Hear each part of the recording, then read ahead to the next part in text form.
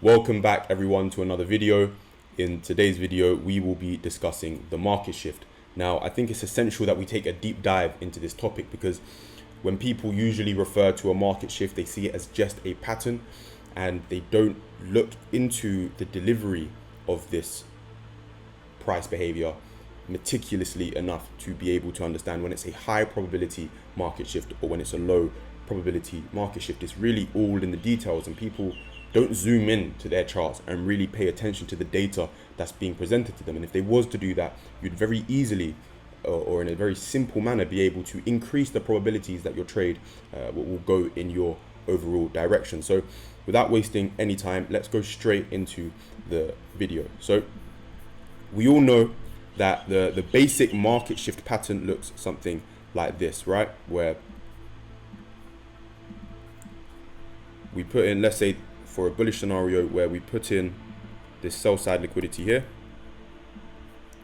where we put in this low down here,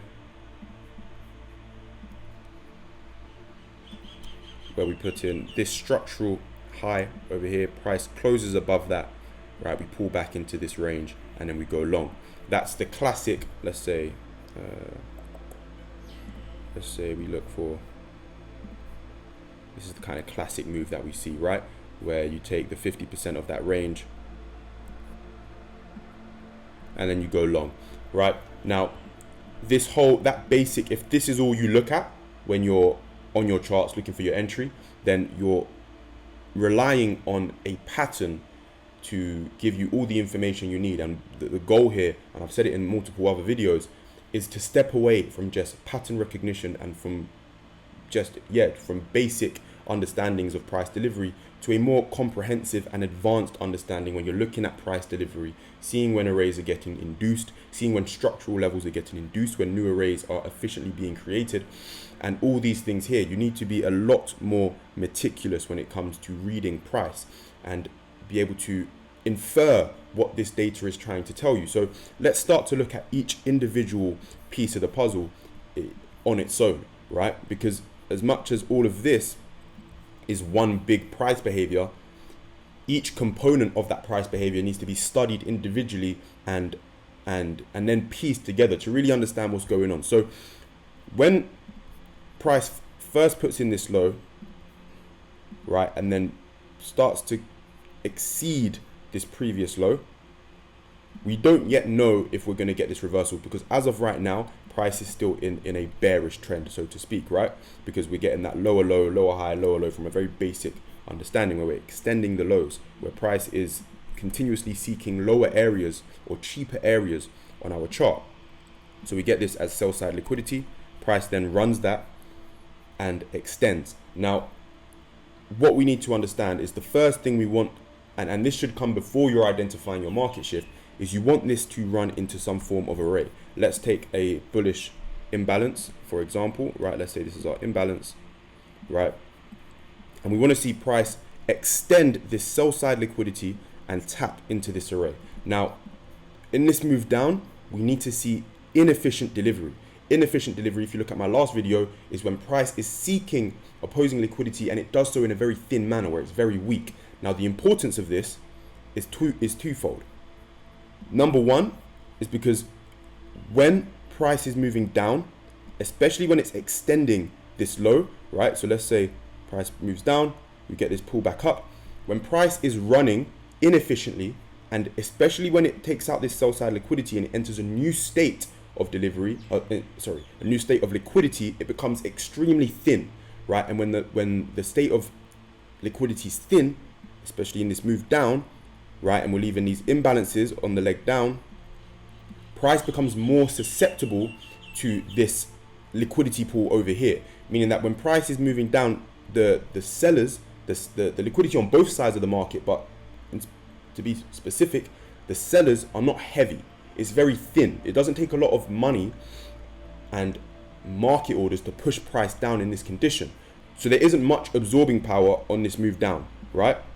So when price taps into this array, which is, supposedly supposed to provide liquidity to the market or have the potential to absorb orders, this move down is highly susceptible to get, sucked back up if this area here is holding or housing a pool of liquidity. I just want to run that one more time to make sure you guys understand that when price shifts below this low and we run inefficiently, that whole nature of price is very thin in liquidity, meaning there's less absorbing power and price is easier to move. So if we have a thin state pushing into a liquidity pool, which is a thicker state and has absorbing power, when price runs into this, right, and the demand begins to increase, it has no supply to absorb it, right? So we have to start seeking higher prices very rapidly. Now, that's why this leg is important. You want to see inefficiency in the move down. If that is efficient, if the move down is efficient into a liquidity pool, so let's again imagine that there's a pool of orders down here, and price is now beginning to move efficiently and it's grinding and working its way down, right, and it taps into that efficiently, then the chances of getting a price response are actually less, right? Because there is more absorbing power present in the books and in the ladders at this point. There's more absorbing power on the offer side of the market, so that if buyers were to step in, they would find resistance and absorption in this leg back up. Price is in a thicker state, right? So ideally, you want to see inefficient delivery into your array, as this increases the chances of a price response out of that.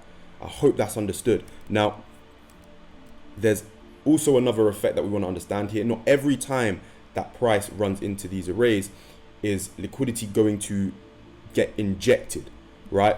There's scenarios where liquidity gets injected, and you don't want to kind of get caught up in this, but we want to understand that not every move happens due to buyers overwhelming the sellers, right? In some cases, we will see, and you usually see a slower pullback, right? You normally see it happen in a much slower manner, but what will happen is the sellers step into the market, right? But as price trades into this relatively cheap area on our chart below this low, the sellers in the market will begin to step out, right? Because they don't want to be selling at lower prices. So the state of the market, the state of supply and demand in the books changes, where at one point the sellers were a lot heavier than the buyers, but the buyers can stay the same, potentially increase, but the sellers die off so much because they don't want to be selling in cheap areas, that the buyers now naturally shift to be more powerful than the sellers, right? Not because there's more buyers stepping in, but because there's a lot more sellers present. So it's easier to push price up. I hope that makes sense, right? So there'll be some cases where you see very quickly that price shifts over, but you have to understand not every case is it buyers stepping in aggressively. Sometimes the sellers step out so aggressively that it's easier to push price back up with the same amount of buyers, right? That's a small concept to understand. Now, ideally, out of this array, we want to see price, again, inefficiently induce this whole leg and body close above this structural point over here, right? Now, the reason why is because this tells us, and let's just imagine that on the way down, we had arrays being created, right? Because if that's an inefficient leg down, we're most likely going to see an order block or an array, or an imbalance get formed. So what we want to see is that array get induced, number one, because it tells us that any selling pressure that was there has been taken out, that's no longer present, and it's been overwhelmed by buyers, right? And here, what this means with a body close above this is that it reduces the chances of this being a liquidity sweep. Because what could happen is that price takes this out, it doesn't take it out, runs above, transacts above, doesn't body close above, and we get just an immediate sweep to go lower.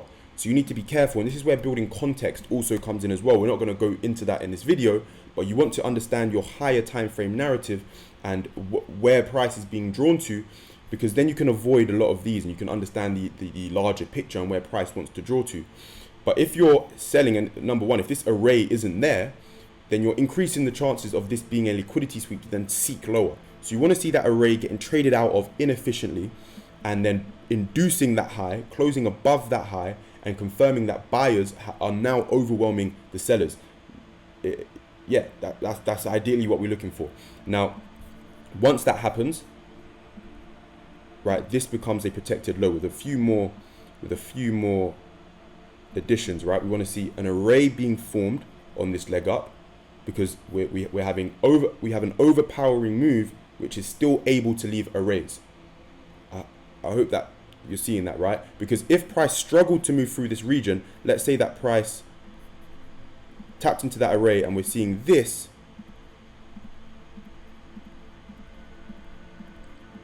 right, back up into this move, that shows us, number one, a lack of buyers, and also or a lack of buying intent, and also that if we run back over here, that this move down was a lot more inefficient than the move up. This move is very efficient. The time it took to go from here to here was a lot shorter than the time it took to do here to here, which is the same price move, but the nature of delivery changed. The move down was more inefficient, the move up was more efficient, showing that there was more urgency in the move down. The sellers were more aggressive in the move down. Buyers are not as urgent and they're not as aggressive. So you need to be very cautious trying to play this move here. You want to see imbalances being left in this move up. You want to see intent, inefficiency in this move up that induces the whole leg down and shows that buyers have now taken control. Now this, at this point here, when we get that body closure below, is when we can say, cool, there has been a shift in delivery. Price went from being bearish, from delivering to the downside, to now shifting and showing bullish intent, right? So we have induced the bearish intent and the bearish arrays, and let's say in this case we have created some form of order block over here, right? So let's say we've induced that leg. Let's just highlight this and say this has been induced, right? That whole move has been induced. We've now created, in fact, just for ease of things, I'm going to change this to an imbalance.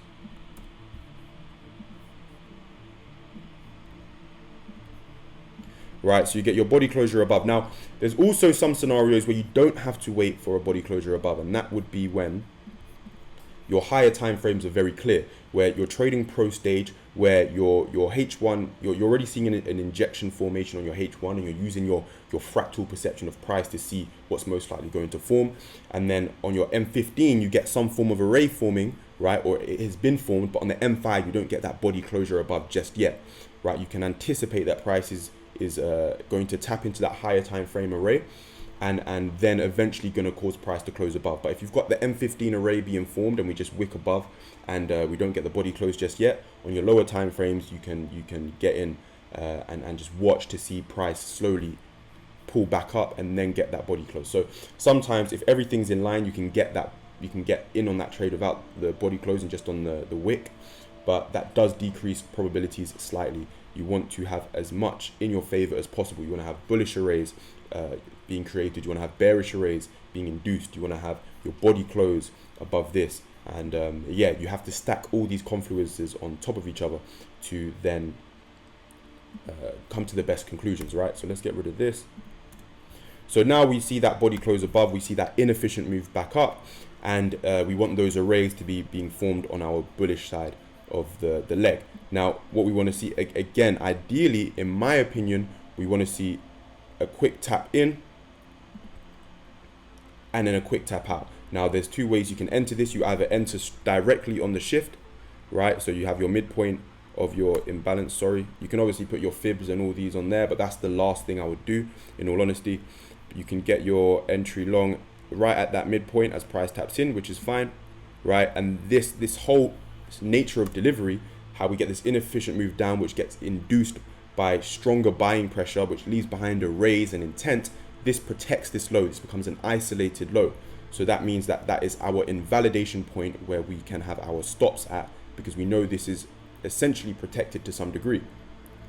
And then we can, you know, target wherever it is we're targeting. That's one where you can enter, or you can look for opposing body closes. So if we're going bearish, bearish, bearish, bearish, when we get a tap into this imbalance and we close bullish, then you can, you know, get in a bit later with just that extra confirmation. But you're looking at all these little details to then understand what you can anticipate next. So that's the kind of basics of what we're looking at and of price delivery when it comes to the market shift. Now I'm going to show you one or two live examples to show you the difference between a high probability and a low probability market shift. All right, so here we have an example, and just of first glance, I want you to ask, is this a good market shift or a bad market shift? Even though you can see the end result, in your eyes, do you see this as a good market shift or a bad market shift, right? And when I say which one, I'm talking about this one right here, right? Where you get your run on liquidity, you get your low, this is your close above the market shift, the actual market shift, right? And you can see that we end up failing, right? And the reason why it fails is because this is a bad market shift. Now let's explain why. Let's look at the nature of this move. So if we pull this back a bit, right? So the fundamental point, we're not going to look at this running into the Asia low, even though that is an important aspect, right? Even though it's not an array, it becomes an area of liquidity on our chart where there could be liquidity pulled below this region. But you see, we run this sell side liquidity, right? This is our sell side liquidity, which gets taken out, right? That gets ran. We wick into this. You can see that there's some form of pullback into this leg. So we get this inefficient, relatively inefficient move down below Asia low. We close back above. But now look, the importance in this scenario, look how long it took to go from this high to this low, right? It took 30 minutes to go from this high to this low. And then on the move up, right, to go to the same area, it took 45 minutes, right? Or to even, yeah, to go all the way here, it took 45 minutes. So it took longer for the move back up than the move down, which shows us that the move down had more urgency than the move up. The move up, the buyers didn't step in aggressively, which also tells me that whatever was here, right, the anticipated pool of liquidity, or this cheap area on our chart, may have not been low enough or cheap enough on our chart to provide enough liquidity to go higher or to find enough buyers to take price higher. That slow grind up, like I said on the theory part of this, tells us that the buying intent is not all there. Now, we do induce opposing arrays.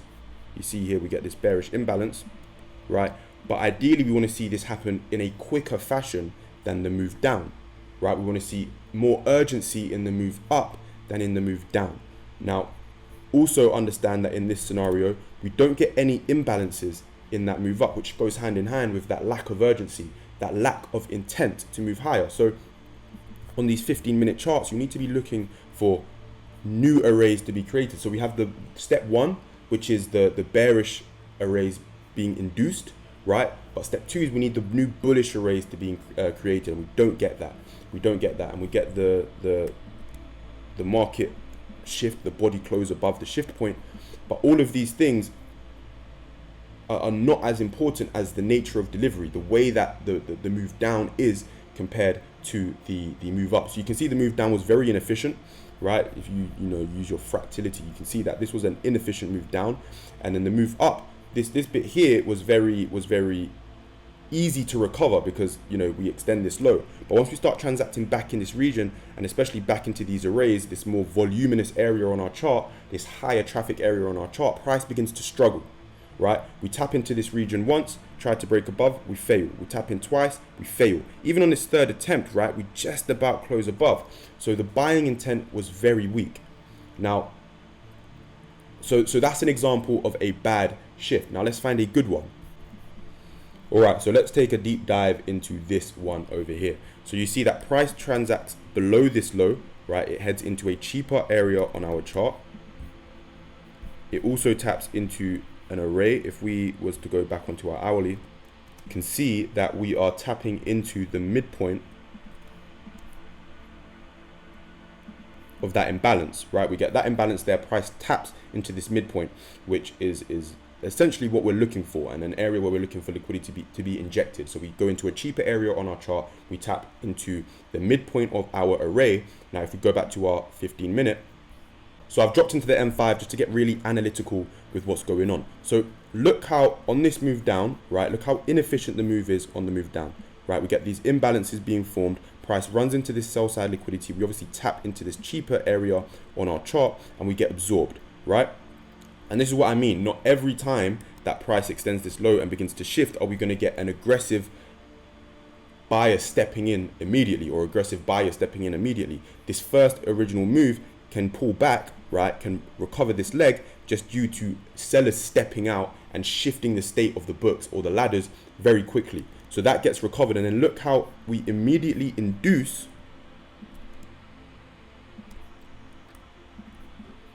this array here, right? So we get that. That's a bit too high, sorry. All right, well, apparently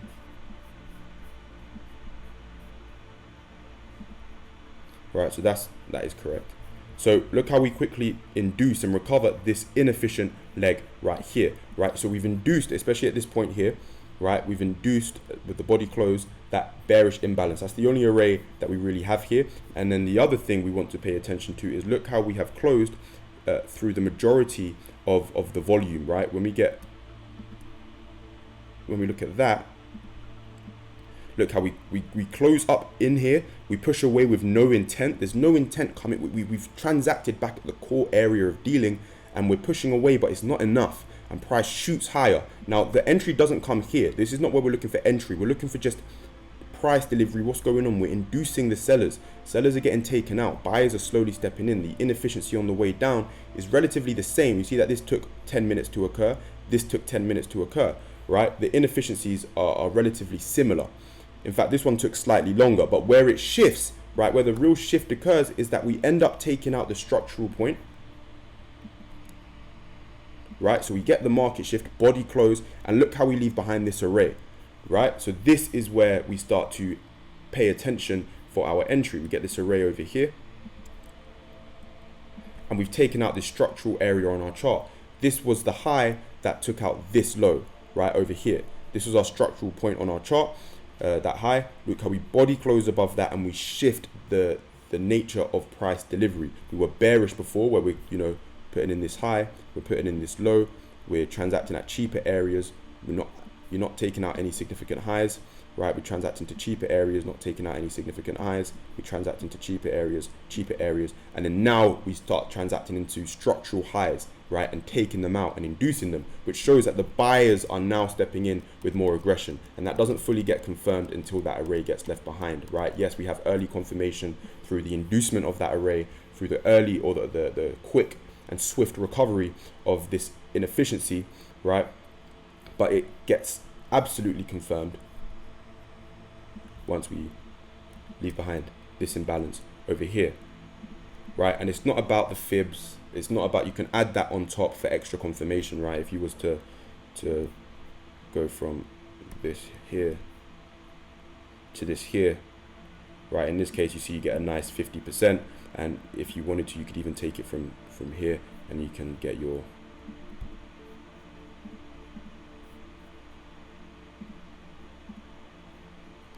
right. It's not the best color that we wanted, but you tap into that 61.8, 78.6 region, and then you can, that's extra tools to use. Your main focus should be that price delivery. We tap into that distal line, we respect the distal line, and we start to move away. But look how much attention we paid to that market shift. It wasn't just, oh yeah, we go high, we go low, oh, we close above, we're getting in. We're looking at the nature of the delivery that takes out sell side liquidity. We're looking at the nature of the delivery. If this had closed straight above here, right, that would have been better, because and that would tell us, and that would be more indicative of buyers actually stepping in, right? However, this slow grind back, and I say slow, it's relatively slow, right? It doesn't induce this whole leg, this bearish leg, in one swift move. It induces this imbalance, but it has a bit of a struggle, and that happens due to not buyers stepping in, but due to sellers stepping out and causing a natural shift where the buyers overpower the sellers, but not due to new buyers stepping in, right? But then once we get this imbalance and we shift that is usually where those sellers begin to step in, where those buyers begin to step in. We pull down and we get that picking up of liquidity to then take us higher. But it's all these little pieces of information that you need to put together, such as this low now being isolated, and that only happens once again we get that body close above over here, right? But we get that imbalance being formed where we induce these bearish arrays and we start to transact at higher regions. We pull back and we can enter on this imbalance and put our stops below this low over here, potentially even this one over here, because you have no arrays left here to really tap into. Or if you wanted to be extra safe, you put it below this inverted imbalance distal line right there, right?